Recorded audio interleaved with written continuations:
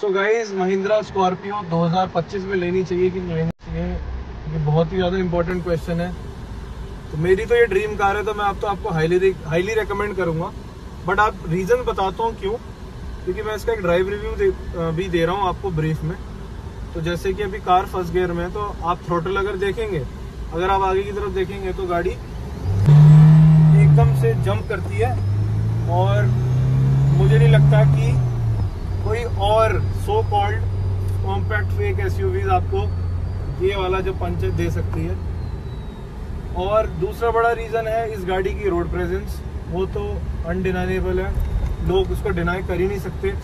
क्योंकि जब भी मैं इस गाड़ी को लेके हाईवे पे निकलता हूँ या रोड्स पे निकलता हूँ, आप देखोगे इसकी रोड प्रेजेंस इतनी ज़बरदस्त है कि लोग इसको अपने आप ही स्पेस देते हैं। दूसरा, unlike some popular SUVs these days, Mahindra Scorpio की एक अच्छी इमेज है, क्योंकि ये गवर्नमेंट ऑफिसर्स में, आपके पुलिस ऑफिसर्स में और आपके वेरियस इंपॉर्टेंट अदर डिपार्टमेंट जो भी इवन आर्मी से रिलेटेड या डिफेंस से रिलेटेड डिपार्टमेंट्स हैं, इवन एयरफोर्स की भी ऑफिशियल व्हीकल है ऑफिसर्स की। तो मुझे इसलिए ये गाड़ी काफ़ी ज़्यादा पसंद है। और एक और इम्पॉर्टेंट रीज़न है इसकी ऑफ रोड कैपेबिलिटी। मैं इस गाड़ी को उत्तराखंड ले गया हूँ और काफ़ी रफ पैचेस में बारिश के समय में मैंने ये गाड़ी ड्राइव करी है, तो मुझे कोई भी प्रॉब्लम नहीं आई। चाहे कितना भी बड़ा मेरे सामने पॉट होल हो, कितना भी ज़्यादा कीचड़ हो, कितनी भी ज़्यादा मड हो, क्योंकि ये गाड़ी रियर व्हील ड्राइव है, तो इसके साथ हमेशा से एक एडेड एडवांटेज है कि ये गाड़ी आपको कहीं भी फंसने नहीं देगी, ये गाड़ी आपको कहीं ना कहीं से निकाल ही देगी। इस गाड़ी के अंदर रियर व्हील ड्राइव के साथ साथ आता है एक बहुत पावरफुल डीजल इंजन, जो कि महिंद्रा ने स्पेशली ट्यून करा है इस वेरिएंट के लिए। अब उस इंजन की क्या खासियत है कि अगर मैं आपको अभी इसका गियर बॉक्स दिखाऊं और मैं रेस भी ना दूं, गाड़ी के अंदर एक्सेलरेशन भी ना दूं, तो भी ये गाड़ी अपने आप ही आगे बढ़ती है। इसके अंदर इतना टॉर्क है कि ये गाड़ी अपने आप ही पुल हो जाती है, unlike other compact face SUVs. इस गाड़ी का बेस मॉडल आपको ऑलमोस्ट 16.5 से 17 लाख में कॉस्ट करेगा। अगर आप उस पर लाख 1.5 लाख करोल बाग जाके कुछ खर्च कर लें और उसकी हेडलाइट्स, उसकी grill, roof rails, foot rest और इवन पावर विंडोज जैसी बेसिक चीज़ें ऐड करवा लें, तो वो गाड़ी आपकी S11 बन के तैयार हो जाएगी। और मैं आज भी ये चीज़ प्राउडली कह सकता हूँ कि S11 की रोड प्रेजेंस थार रॉक्स से बेटर है, और उसकी ग्रिप और चलाने का मज़ा भी अलग है। एक और महिंद्रा की बहुत ज़बरदस्त गाड़ी आजकल आ रखी है, दैट इज़ स्कॉर्पियो एन, जो काफ़ी फेमस हो रही है इसके नाम से। बट इसके अंदर और उसके अंदर काफ़ी डिफरेंस है। मेनली तो उनके स्टीयरिंग का डिफरेंस है। मैं बोलूँगा कि जिन बंदों को ड्राइविंग एक्सपीरियंस पसंद है, जो लोग एंथुजियास्ट हैं regarding a SUV, they should definitely buy the Scorpio classic over Scorpio N, क्योंकि स्कॉर्पियो एन देता है आपको पावर स्टीयरिंग। अब पावर स्टीयरिंग के लोग कहेंगे कि भैया पावर स्टीयरिंग से तो हमें फ़ायदा है, वो तो हम एक थंब से भी कंट्रोल कर सकते हैं गाड़ी को। और अनलाइक स्कॉर्पियो एन, इसके अंदर मुझे मिलता है हाइड्रोलिक स्टीयरिंग, जिसके लिए मुझे अपने दोनों हाथों की टाइट ग्रिप चाहिए, तभी मुझे इसे चलाने में फील आएगी। तो मैं बस आपको एक बेसिक सी चीज़ बताना चाहता हूँ कि जिन लोगों को एक रगेड एसयूवी पसंद है, देखो एसयूवी स्कॉर्पियो एन भी है, थार रॉक्स भी है, और वो भी महिंद्रा के लाइनअप में ही आती है। बट जो ड्राइवेबिलिटी एक्सपीरियंस आपको स्कॉर्पियो क्लासिक देती है, वो किसी और गाड़ी में आपको नहीं मिलेगा। एक क्लासिक यहाँ और खड़ी हुई है, देखो इसके लुक्स, आप लिटरली इसको एक नज़र में देखते ही रह जाओगे। और ये अभी मैं दिल्ली सेक्रेटेरिएट के पास हूँ, और यहाँ पर काफ़ी कार्स पार्क हैं स्कॉर्पियो S11, क्योंकि यहाँ गवर्नमेंट ऑफिसर्स ही आते हैं। सो ये सब कुछ बेसिक चीज़ें थी इस गाड़ी की ड्राइवेबिलिटी के बारे में। ब्रेकिंग से मैं इस गाड़ी के बहुत ज़्यादा सेटिस्फाइड हूँ, ब्रेकिंग में कहीं से कहीं कोई प्रॉब्लम नहीं है, और मैं इस गाड़ी को काफ़ी रफली भी ड्राइव करके देख चुका हूँ, तो ऐसी कोई प्रॉब्लम नहीं है। बस ये गाड़ी आपसे थोड़ी सी स्ट्रेंथ मांगती है, थोड़ी सी कमांड मांगती है, क्योंकि ये उस घोड़े की तरह है जिसको, उस काले घोड़े की तरह जिसको आपको लगाम लगाना के लिए ताकत चाहिए ही चाहिए। पुराने ज़माने में लोग घोड़े ड्राइव करते थे और घोड़े राइड करते थे, तो वो घोड़े बहुत तगड़े होते थे, अफगानी घोड़े। तो मैं बोलूँगा ये आज के युग का अफगानी घोड़ा है। बस आपको इसको थोड़ा केयरफुली और रिस्पॉन्सिबली चलाना पड़ेगा, क्योंकि ये गाड़ी चलाना हर किसी के बस की बात नहीं है। इसके लिए आपको स्टीयरिंग के ऊपर बहुत अच्छा कंट्रोल चाहिए, तभी ये गाड़ी आप इजीली ड्राइव कर पाओगे। और दूसरी बात है आपकी आदत बनने की। कुछ गाड़ियों की हमें टाइम के साथ आदत बनती है। अगर आप एक नॉर्मल हैचबैक से इस पे सीधा जंप करोगे तो आपको ये बहुत रगेड फील होगी, बट अगर आप with due course of time इसको ड्राइव करते रहोगे तो आप अपनी ड्राइव एंजॉय करोगे, क्योंकि इस गाड़ी की जो परफॉर्मेंस है वो एकदम लाजवाब है। आपको कोई पावर मॉडिफिकेशन की नीड ही फील नहीं होगी। अगर आप इसे ड्राइव करोगे, आप इसे पुल करोगे, अगर आप देखो कि मैं 90 की स्पीड पे अभी पहुंच गया हूँ, 100 मैंने टच कर लिया, तो ये थर्ड गियर में इतना इजीली हो गया। गाड़ी के अंदर अब क्वेश्चन आता है कि पुरानी स्कॉर्पियो और नई स्कॉर्पियो में क्या डिफरेंस है। दोस्तों, पुरानी स्कॉर्पियो के अंदर इससे पहले वाला जो वेरिएंट था उसके अंदर सिर्फ 5 गियर आते थे और उसका जो गियर नॉब होता था वो भी काफी शेकी था। बट नए गियर बॉक्स के साथ, नए सस्पेंशन के साथ स्कॉर्पियो के अंदर जो बचे कुछ प्रॉब्लम्स थे वो भी महिंद्रा ने बहुत अच्छे से डील करा। इसके अंदर मोस्ट इम्पोर्टेंटली 6 गियर वाला बहुत ही रिफाइंड गियर बॉक्स है जो बिल्कुल भी वाइब्रेट नहीं करता, unlike the traditional diesel cars.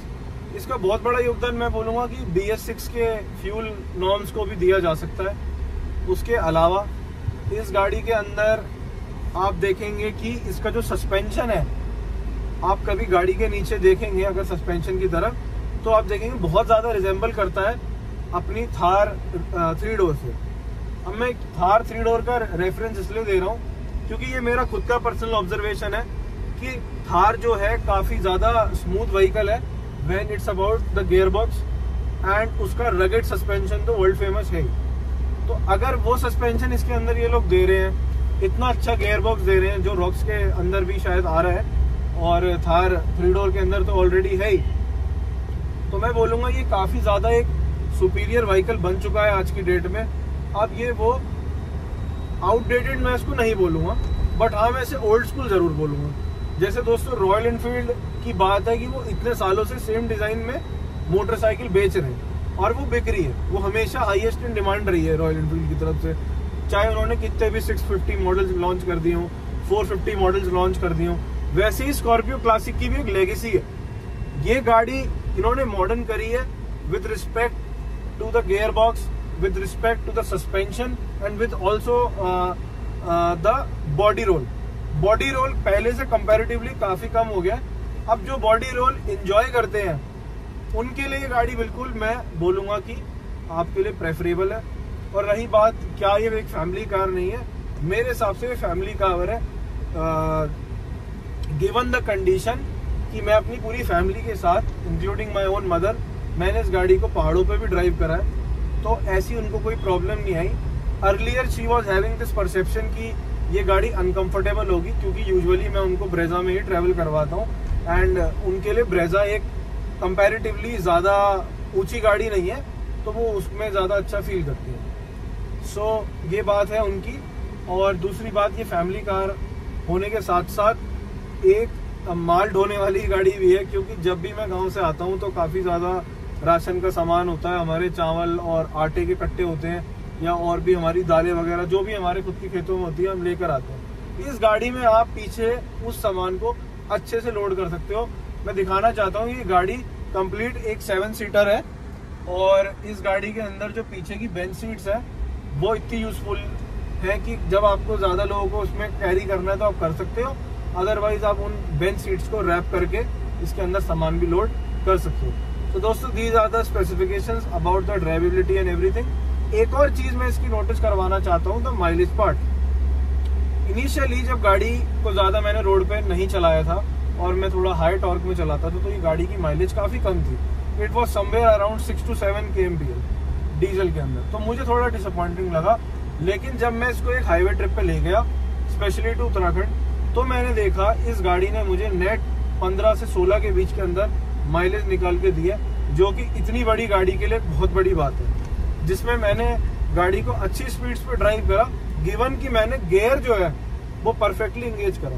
दोस्तों सबसे बड़ा पॉइंट जो माइलेज के लिए रिगार्डिंग आता है किसी भी गाड़ी के अंदर, वो अपने कौन से गियर के अंदर आप कितना आरपीएम पे गाड़ी चला रहे हो। अभी गाड़ी 1500 आरपीएम पे चल रही है तो एक नॉइज कर रही है, अगर मैं इसको गियर तो थोड़ा सा बढ़ा दूं, अब गाड़ी की नॉइज बिल्कुल खत्म हो गई। बट पावर अभी भी है। तो ऐसे करके अगर आप आरपीएम को 1000 के आसपास रखते हैं तो आप देखेंगे कि आपको हर गाड़ी अच्छी माइलेज निकाल के देगी। और यही स्टोरी है महिंद्रा स्कॉर्पियो की भी। और बाकी मैं इस गाड़ी को बिल्कुल कंफर्टेबल हूँ कहीं से भी निकालने के लिए, और बिल्कुल इसमें ओवरटेकिंग के अंदर भी कोई इश्यूज नहीं आते। मैं इसको बहुत इजीली ओवरटेक भी कर सकता हूँ, और ब्रेक की बाइट इतनी ज़्यादा अच्छी है इस गाड़ी की कि मैं इजीली गाड़ी को रोक सकता हूँ और किसी भी तरह के रोड में से मैं ड्राइव कर सकता हूँ। सो दोस्तों, ये हो गया ओवरऑल गाड़ी की ड्राइवेबिलिटी, माइलेज और इसके अंदर बैठने के जो भी डायनेमिक्स है, जो भी व्यूज़ है, जो भी टॉर्क है, उसके रिगार्डिंग वीडियो।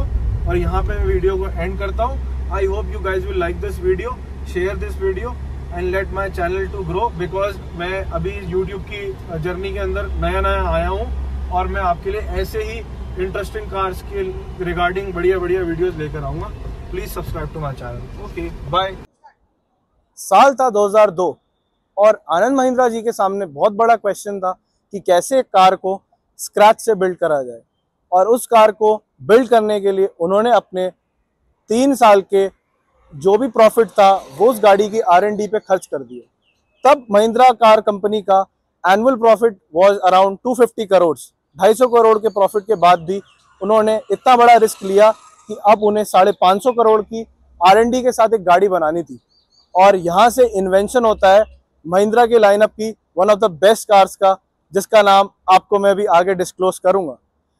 इस गाड़ी को बनाने के आज इतने साल बाद भी 2002 से लेकर 2025 तक भी ये कार महिंद्रा की one of the top selling car है, और गाड़ी है महिंद्रा स्कॉर्पियो क्लासिक। यहाँ पे ये ब्लैक ब्यूटी खड़ी है और आप देख सकते हैं कि इस गाड़ी के जो डायनामिक्स हैं, डिज़ाइंस हैं, it is incomparable to any other SUV. गाड़ी इतनी रगेड है कि मैं इसके फुटस्टेप पे खड़ा होकर इसको ऐसे शेक भी कर सकता हूँ तो भी इस गाड़ी को कोई फर्क नहीं पड़ता।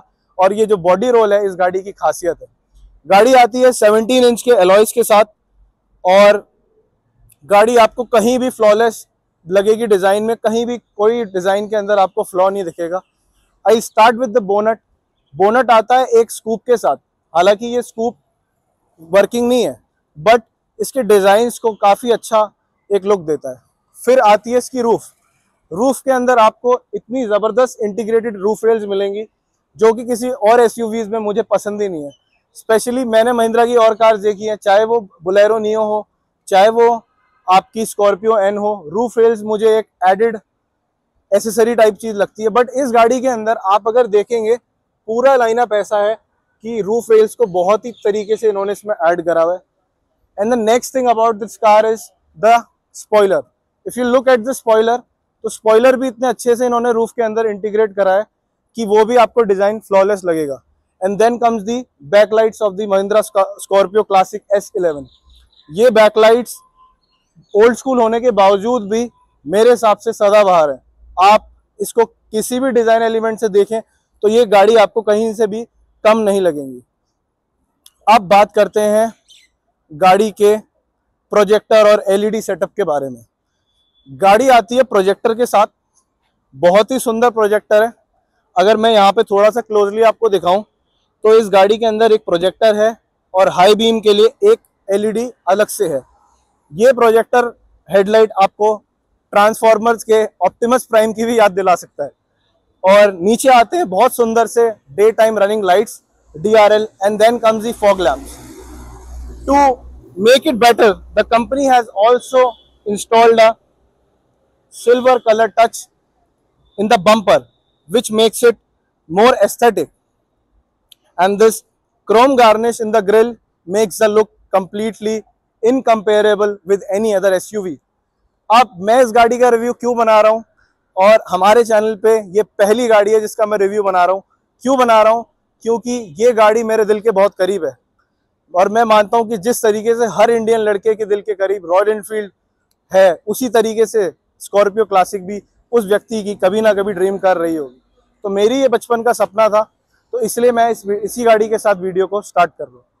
गाड़ी के अंदर मैं आपको स्पेसिफिकेशंस, ड्राइवेबिलिटी के बारे में, या गाड़ी परफॉर्म कैसे करती है, ऑफ रोडिंग में कैसी है, वो मैं वीडियो में आगे बताऊंगा। अभी ये सिर्फ एक एक्सटर्नल व्यू के लिए गाड़ी का रिव्यू था।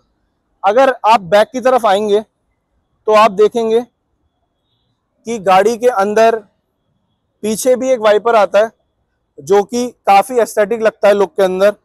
और अगर मैं इसका बूट खोलूं तो इस गाड़ी का बूट नहीं है, इस गाड़ी का बूट एक घर है।